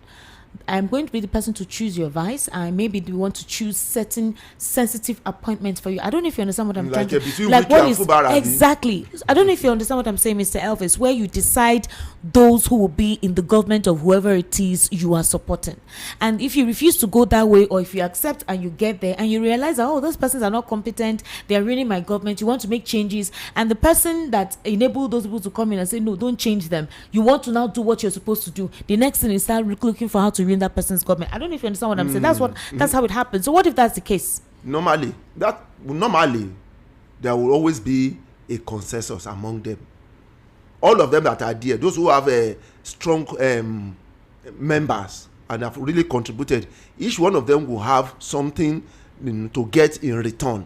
Now it now depends on how far the person who is negotiating, how strong the one who the flag bearer can actually really make them understand that whosoever you are presenting, if the person fumble, I will take that person out. All right, Mr. Elvis, do you have something to add to it? Yeah, that's a big question and a big comma, Esther. Yeah, because that's what will happen. Because even if the emperor decide to step aside, I'm talking of Atiku Abubakar, what you just made mention of possible will play out. He might be talking of vice, will come from his own camp. And which the party will actually concede to say, okay, since you are not going, get us vice. Good, that's a good one. And some ministers, key ministerial positions. Yeah. At this time, the government is already being formed, like a shadow government. Yes. Which Nigerians are not will not be aware of. We are not privy to it. We are not privy to it. Nigerians are privy to the fact that we voted for Obi and Obi has won. Not knowing that there is another shadow government behind Obi that is going to take over Aso Rock. And there now you now see Kaba will now come in. Kaba will clinch Obi's leadership style. That at the end of the day, 4 years of Obi will also be like what we have been saying. These are issues. I don't agree with that. No. On point, bro. I don't see anything. You always have this negative point. That's negative point. Let me explain. Why you talking about negative? Everybody, are you not a Nigerian? Wait, are you not a Nigerian? Oh my God! This MOB that you are talking about. Let me tell you. You told us that Obi is not a baby. That there's an agreement. 31st of December. He fought in Anambra. Do you know how many times he was impeached? Do you know what he went through to make sure that he got to that place? We are talking of Nigeria now. We are talking of Nigeria. Everything is a do you know what is done in Lagos State here now? Do you know? So what I'm trying to tell you is that it depends on the negotiator, the flag bearer. If the flag bearer is a strong person that tell them that look, oh, you may do this. This is the way we are sharing it. But if your people fumble, I will get rid of that person. It depends what do you call fumble? If the person that Atiku brings in and is doing the bidding of Atiku. What is bidding of Atiku? He's going to do understand. I said he's going to do the bidding of his political leader and his leader. And you are saying he's fumbled. And you are saying he fumbled. And you are not making attempt to sack him. Are you not stepping on the toes of those of the kingmakers? No. These are the kingmakers. No. Are you aware of this? That's why I said depends on the flag bearer. If you tell them that during when you sit down to negotiate and you say, look, I agree, but if this is my condition, if the person fumbles, that there is an allegation against this person is going, and they agree that okay, yes, it's going, you know that person is on the store. If you present one person and the person fumble, you present another person, it's fine. And the other person fumble, you present another person.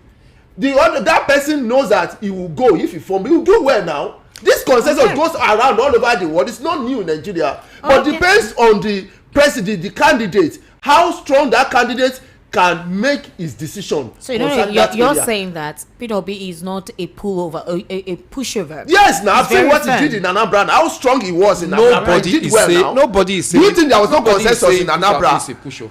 And we don't even know, say, who knows who would be the southern emergence if at all that happens. It may not be PDP, it may be Mechi. That one can never get it. Go and write it down. It may be the former minister of education that just joined now, that declared his presidential ambition in the ADC. Anything.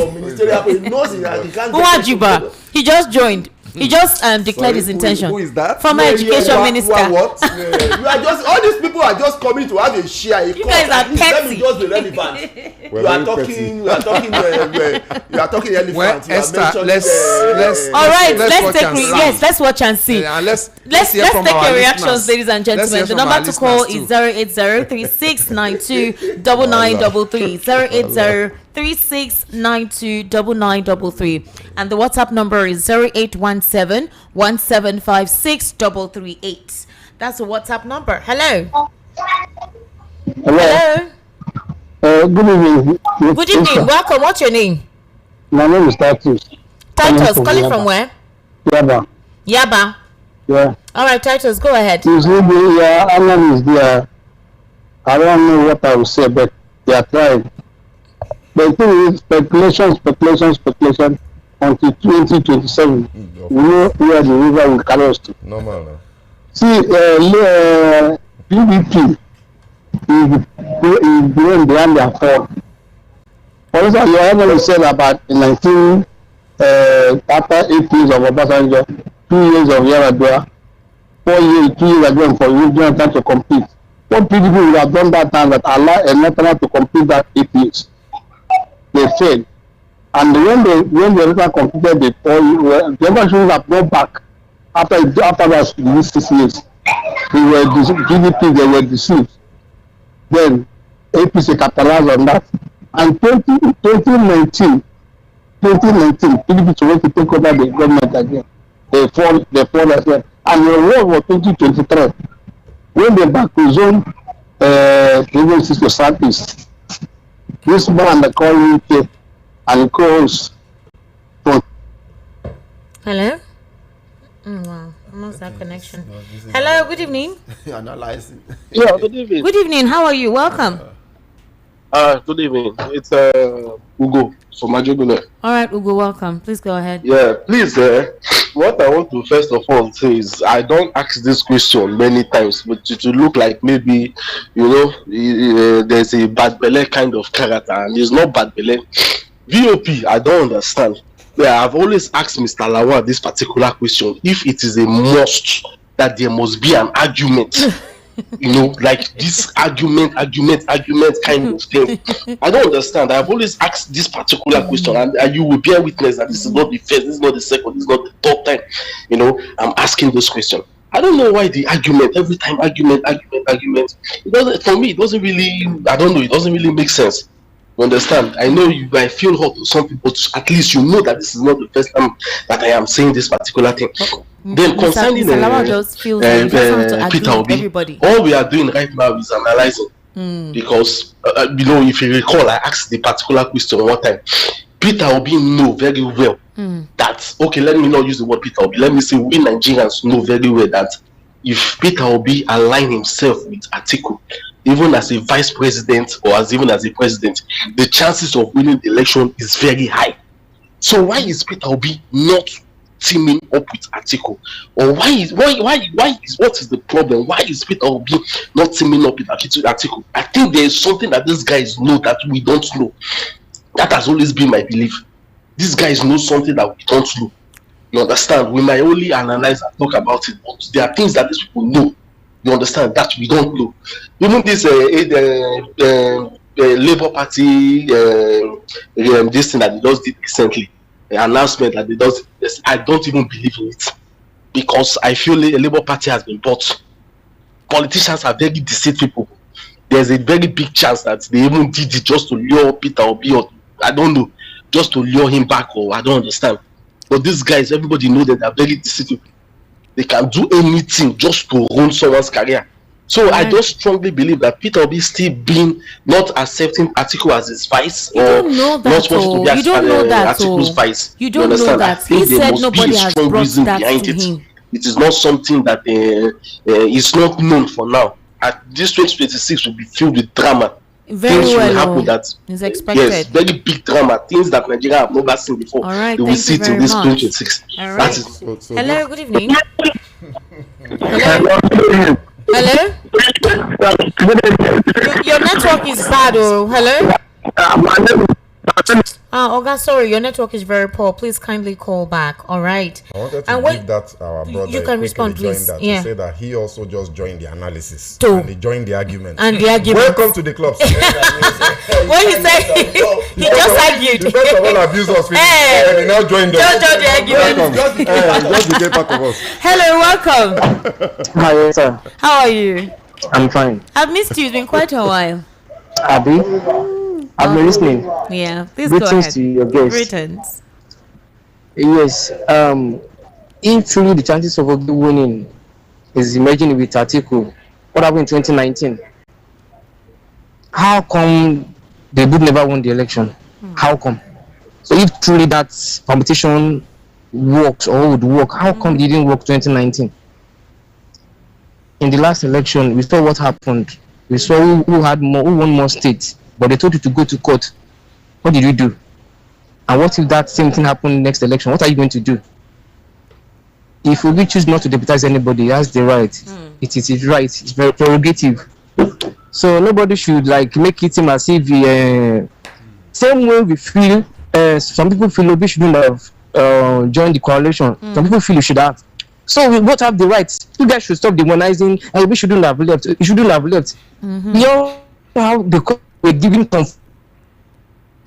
Oh, you want Hello. Esther, good evening. Please, what's your name? Esther, my name is Akodiba. I'm calling you from our papa. Welcome, sir. Thank you, Esther. Good evening to your guest. Good evening. Esther, sir? let me tell us the truth. People will be going into the ADC is a master stroke. Get that one, number one. Number two, you see all these quick pieces. They are fixing the Labour Party. They are fixing APC. They are fixing PDP. Is 100% distraction for me. I'm going to give him advice this evening. Obi, you have to remain focused on the ADC. These people are about to distract you. Okay? Remain focused in ADC. Contest the presidential primaries. If you win it, very good. If you do not win it, if Atiku picks it, be a deputy for him if he extend that hand of this thing to you. Pick it. Okay? All these things are just a 100% distraction, and I do not stand to be corrected.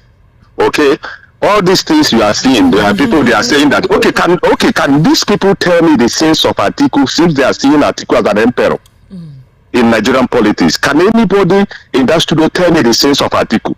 They are failing to tell Nigerians the good deed of Atiku when Atiku was the vice president. Okay, let me tell you guys this. There's no time. I need to take more calls. Wait. Thank you very much. Please. I think I've heard basically what you wanted to tell us. But Atiku has no sins, please, he has the right to contest. He has the right to contest based on what the constitution says. Some are better than some others. Good evening, Madam Esther Wachiko, Mr. Shegun Shokwetan. It's Shokwetan, not Shokwito. And Mr. Lawa Ekundaya. This one says Mr. Lon Ekundaya. Okay. I think it's really on ADC, I believe that Obi has made his due diligence before taking his decision. Hopefully, come 2027, with the help of God and efforts of the well-meaning Nigerians, he will win the election. On Labour Party, I congratulate Nadi Usman-led caretaker committee. As for Abire, he may be committed to the Correctional Center for contempt of court. Prince Samuel of OBC Oje from Ajagunle Abakwa. This person says, Esther Wachiko, let Obi go and join another clean party that has no court baggages. Let him go and contest there and divide the votes for Atiku so Tinubu will win again, thereby passing a strong message to the northern oligarchy. If you cannot see me as Igbo man worthy of ruling Nigeria, I will make you the northerners to know that you yourself cannot do it alone. Let Obi not go back to Labour Party. It's a trap. Let him, Obi, do it alone and have his integrity intact for himself.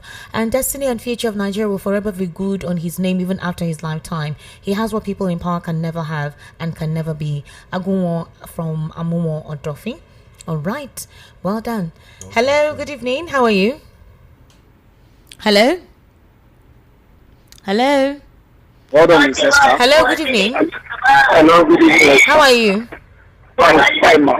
What's your name, please? My name is Malam. You're in a very noisy place, sir, but go ahead. My name is Malam. Are you listening? Yes, I can hear you. Welcome, sir. Is this your first time? Yes, first time caller. First time, wow. Malam, welcome. Welcome, madam. Go ahead, sir. You see, madam, sir. I'm sorry to say this, but let me be open. Okay. Truth about it. I'm a pure northern Fulani. Okay. What state? I'm from Kebbi. Kebbi State. Oh, okay. Yes, all right. Yes, go ahead. Okay. The really permutation is this: if we don't want the event of 2023 to happen, let me be realistic. The whole area we have in the north, we have not less than 62 areas. And all these areas are of one origin.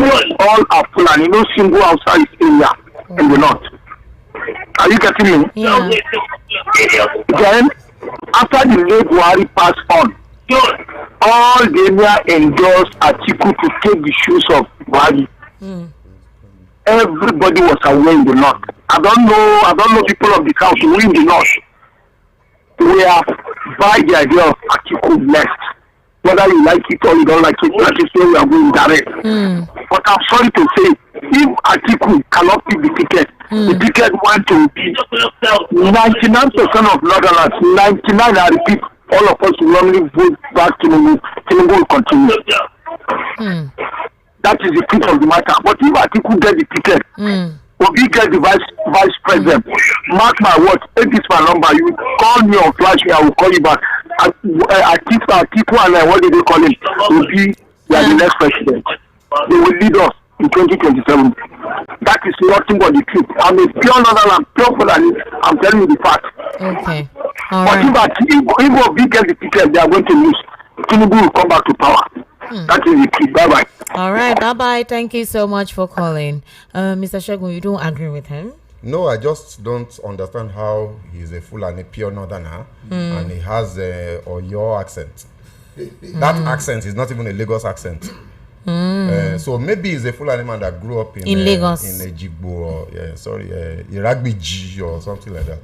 Iragbiji. Well, it could be that he's well exposed and I very didn't educated. say it. Iragbiji is the president's village. Forget this. I don't like what you are doing. But he's speaking their minds, oh, Mr. Elvis and Mr. Shegun. He's speaking their minds. But the emphasis To be honest, is he's not, speaking their minds. Is he God? that emphasis is not, Okay. You have Hello, a call. good You evening. have a call. Okay. Good evening. Welcome, sir. What's your name? My name is Mr. Moses, calling from Agro. Mr. Moses from Agjo.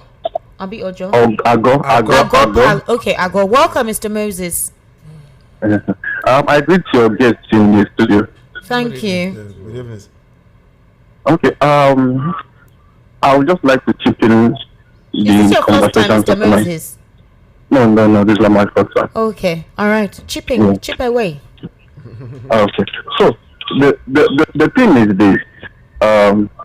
I think we are trying more than the day, because from what we've seen so far, a lot of underneath movement agreement is going on, and I believe why everything is not yet clear is because they know the body nature of the ruling party and what they can do.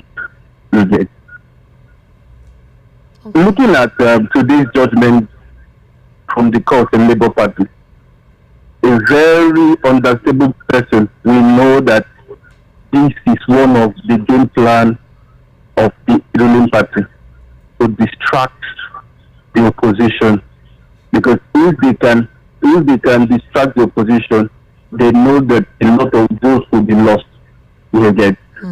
So let us be patient. We believe that Mr. P2B, I like the article, the like of one for them, know what they are doing. All right, thank you very much for that. The Fulani said the gospel truth. Pure northern Muslims will not vote for Obi. I have lived with them. John from Ijaniki. Okay, Mr. John, thank you for your perspective to the conversation this evening. This person says, on the issue of Kaduna State, the police is more political than the politicians. The Commissioner of Police denied it initially without proper investigation. Yes, the Kaduna abduction, that police commissioner, where they now denied it happened, all for them to be to now come back and say it's what? How do you make a statement like that without verifying? That police commissioner ought to be sanctioned. That was abhorrent. And the police should apologize to Nigeria. Kai, no, that was not it at all. So that the IG can shows actually the way we select. It shows the way we select 100 and something Nigerians in the bush. 150. And the police Until commissioner they is brought out coming to their names. deny it. I mean, that police commissioner. How ought many to have be they not sanctioned. denied? How many have they not denied? Oh wow. That general, did they not come deny it? Exactly. Those ones sent the General that was video out. They denied it. So what have they not denied? It shows the level, the way we select officers. Out of what? Good evening, Esther and distinguished guests in the studio. ADC with Atiku as the president will just be like going back to the days of Buhari, having nothing to offer Nigerians. Looking at the caliber of the politicians there, with the exception of one person, and not all from Jonathan's era, PDP and Buhari's APC, it will be a big disaster if, for the sake of removing Tinubu, by all means, we repeat the mistake of 2015. All right. Good evening, all. Good evening to you. Defending this government will only make oneself look stupid in the midst of reality. This is what they do, and they know how to do it well. The blind is leading the blind, and they will fall into a dish. The taxing the daylight of Nigerians by the president. Dyer from Fagba. Well done, Dyer. Let me tell you, in the studio, if they put Obi, they will fail woefully. Keep on campaigning in the studio for Obi, and let's see Tinubu, the brain behind this hula baloo that is going on. That is APC agent. Not APC agent, yeah? Wahala Rogbodiyan. I don't know why this name just enter my mouth this evening. Rogbodiyan. Hey, Oga, this your message. You're longer. Chai. Okay, good evening, Esther Wachiku, your guests and listeners. Mr. Peter Obi made the biggest and greatest mistake by leaving the Labour Party to join ADC. Atiku Abubakar will not step down for Mr. Peter Obi, and Mr. Peter Obi will not step down for Atiku for the presidential flag bearer in the ADC. Bola Tinubu has bought some of the governors of the East or Igbo extraction. Only God and Mr. Donald Trump can prevent Bola Tinubu from becoming president in 2020. Mr. Adeleye in Lagos. My position, an international human rights activist and a political strategist. Okay, Mr. Adeleye, well done. Very good. I'm trying to compile names of persons who are very good with political analysis. We're going to start off a program very soon. Okay, this was Pascal. All right, I'm going to send it to you. I'm going to send you the number very soon. Hello, good evening. How are you? Turn down the volume of your radio, please. Biko. Esther, good evening. Good evening. How are you? I'm fine. What's your name? My name is Emperor, calling from Ojo, Alaba. Are you the Emperor in the ADC? No, the Hello? Ojo, Emperor of Ojo. Okay, Emperor of Ojo. All right, Emperor of Ojo, Yeah. go ahead. See, Esther, from the look of things, these Nigerian people like Hausa and Yoruba, they don't like Igbos. Hey, oh God, I know they like this kind of thing. Don't do this on national radio. Talo sorrow. Big kilo pay. Please. It's Emperor. Don't talk about Emperor. Hello, good evening. Turn down the volume of your radio, please. Hello, good evening. Good evening, sir. Welcome. Esther, Hello. I've already sent a message that I'm going to report you to Barrister Dante, as Hey. you don't like to pick Biko. So thank What's God your that name, you have sir? picked it. I'm Comrade Engineer Lasukomi, aka Mr. Lasu from Ijesha. All right. Yes, I know your name. You see, Please go ahead, sir. the issue on Atiku and Obi is not an issue of general mathematics. Okay. It's an issue of algebra and further mathematics. Very, very active on the floor. for the Fulani guy that just finished speaking with you guys, saying that if Obi was choose that they not vote. You see, that is one thing about them. They will not tell you like, because me, I will not tell you like, and I thank God Mr. Lawal too is there. He will understand me better than Awusas, Northerners, let me use them generally, either Fulani or not Fulani. They prefer to vote for Yoruba than South or Southeast, whatever. Are you getting it? Yeah. But the issue now on this ground is not an issue of saying either this one is good or this one is bad. The alternative we have that convinces many Nigerians then during Jonathan regime that brought late Buhari is because of insecurity matter, which convinces many people that okay, General of Army, retired General of Army is coming, that to come and end this. At the end of the day, it couldn't end anything. It became worse. So if the same thing could happen now in the day, this 2027, this coming 27 against our serving president Bola Ahmed Tinubu, it's a game changer. If they don't work this thing very well, they can never get it right. I'm not in support of A or support of B, but the issue there is that if Obi could win it, fine. If he could not win it, fine. But the issue is that it's better, just as Barrister Darlington used to say, people used to say that maybe the man is just one way side or something. It's only vice Obi can do to Atiku. Atiku cannot do vice to Obi. Though Atiku have said if Obi won, he will support. But forgetting that Atiku only has one vote.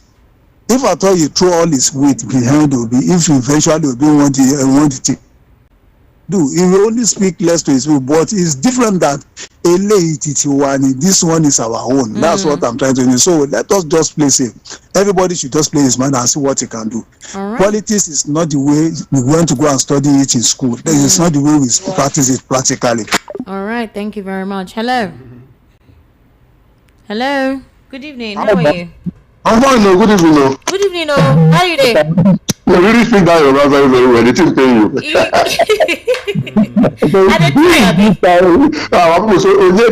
be this kind one again?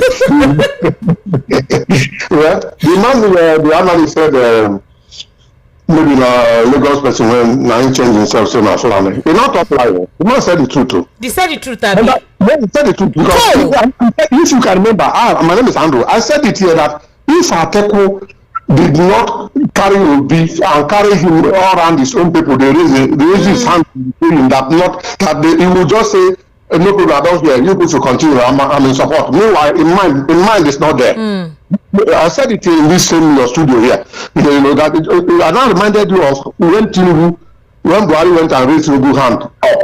That was when the Northerners supported Tinubu. If not, Tinubu would have lost that election. If Buhari did not raise his hand up in one of the campaign ground. You remember when the man was angry and was an Abiyokuta? After that, people were like telling Tinubu, "I'm sorry, Buhari, say okay, support him now." You have heard said, is it true or is it lie? They reluctantly, well, he said, let me support. If Ateko let me tell you, there's one program in my place. They normally ask people, say, if you are doing certain things that is not in order, they will not ask you, good, stop your breast. Now the question when they ask the person that, you know why I do that program? 2023, this same group of people, they had a problem. In 2019, they joined together. They couldn't clean the ticket. In 2023, they went their own separate ways. They couldn't get anything. In 2027, they came. This is the third time they came back again together and start quarreling again. You do not agree with me if I say my people, the actors and say, go suck your breast. Do you understand? Why should they should behave as if they are even more politically inclined than. Hey.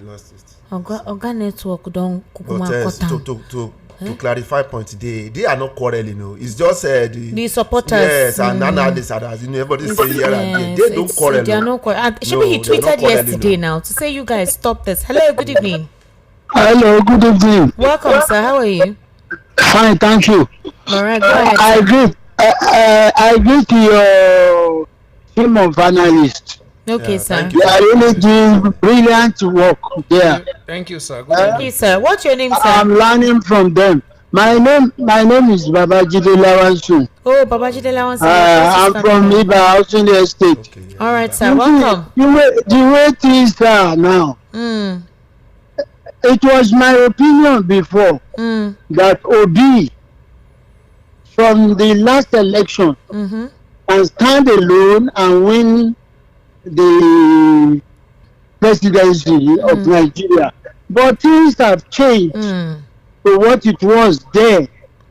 Now, members of parliament, they should cooperate if they really want to fix Nigeria, if they want Nigeria to move forward. This is a new thing. This is what we want. It's my own opinion. And Mr. Peter Obi, one of the analysts said it there. After that, the way to presidency on his own capacity will be open to him. So what are we talking about? Thank you. Good evening. Good evening, sir. Hello, Mr. Chris. Turn down the volume of your radio. Hello. So you guys are playing out there, and I am very, very happy on the analysis you did there. Please, I just want to chip in based on the last discussion we discussed yesterday, based on the Nigerian military, the way they treat the junior ones. That is something, because there's somebody that called in and said that is the system is. And that system is very, very bad. And the people that are willing to enter the uniform, heard that kind of comment from the superior, will not be having that intention to join the military. That is what I want to see. And I just love your analysis and what they are analyzing. So keep it up. Thank you. Thank you very much. You, sir. Yes, the evening rush still continues. You kindly stay with us. We'll be taking a very, very short break and we'll be right back.